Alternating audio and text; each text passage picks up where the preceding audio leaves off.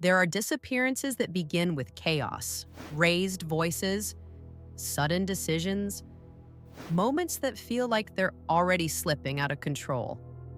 And then there are cases where the chaos fades, and what's left behind is harder to explain. This is one of those cases. This is the disappearance of Brandon Lawson. Welcome to Where the Trail Ends, where we follow the story until it disappears. Brandon Lawson was 26 years old in the summer of 2013. He lived in San Angelo, Texas, and was the father of 4 children. Those who knew him described him as hardworking, protective of his family, and deeply involved in the lives of his kids. Like many people, Brandon had his struggles.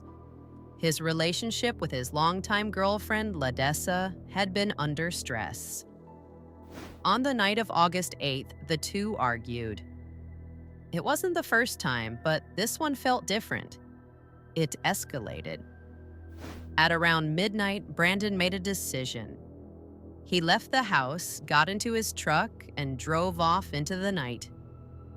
At first, it may have seemed like someone blowing off steam, a drive to clear his head. But within a couple of hours, things would take a turn that no one could have predicted. At approximately 12:50 a.m., Brandon called his brother, Kyle. He told him he had run out of gas on a highway outside of a small town called Bronte. He asked for help. Kyle agreed to come get him. Not long after that call, Brandon placed another one. This time, to 911. The call itself is difficult to understand. Parts of it are fragmented, disjointed, but what can be made out is enough to raise serious questions. Brandon tells the dispatcher that he is on the side of the road, that he ran out of gas. But then his tone shifts. He says something about people chasing him. He says he's bleeding. He says, "There's one car here. The guy's chasing me through the woods." And then the call ends. When Kyle arrived near the location Brandon described, he found the truck parked along the side of the road. The door was open. The keys were gone. Brandon was nowhere in sight. Kyle tried calling his brother repeatedly. At one point, Brandon answered, but the call quickly became chaotic.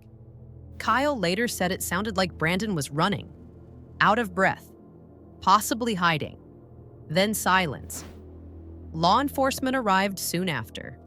Officers searched the immediate area. They walked the roadside.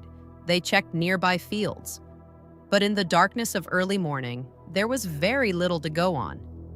Brandon Lawson had vanished. As daylight broke, a more extensive search began.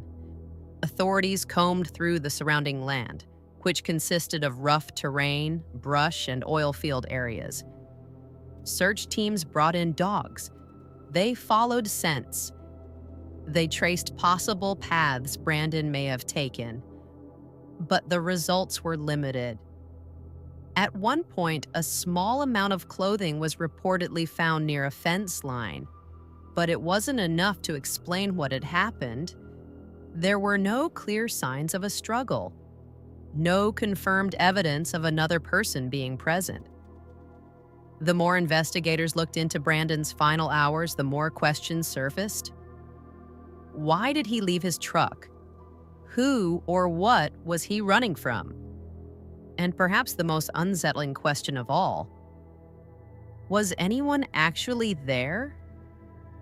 Some theories suggest that Brandon may have been experiencing paranoia, that his perception of being chased wasn't grounded in reality.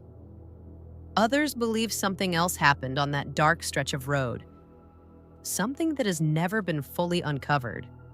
The area where Brandon disappeared is isolated, quiet, the kind of place where at night there are long stretches of nothing, no lights, no houses, just open land and the sound of the wind. If something happened out there, there may not have been anyone around to see it. Still, there are details that don't sit right. Brandon was familiar with the area. He had traveled those roads before. And while the argument earlier that night explains why he left, it doesn't explain what came next. His family searched for answers in the days, weeks, and years that followed. They returned to the site. They walked the land. They tried to piece together a timeline that never fully formed. The 911 call remained at the center of everything. A recording of Brandon's voice, capturing what may have been his final moments. 911 emergency. Yes, I'm in the middle of the field. The tank was just pushing guys over. Right here going towards Javelin on both sides. My truck ran out of gas. There's one car here. The guys taking to the woods. Quick flirting. Okay, now run that by. The one I talked to home. I surely ran into him.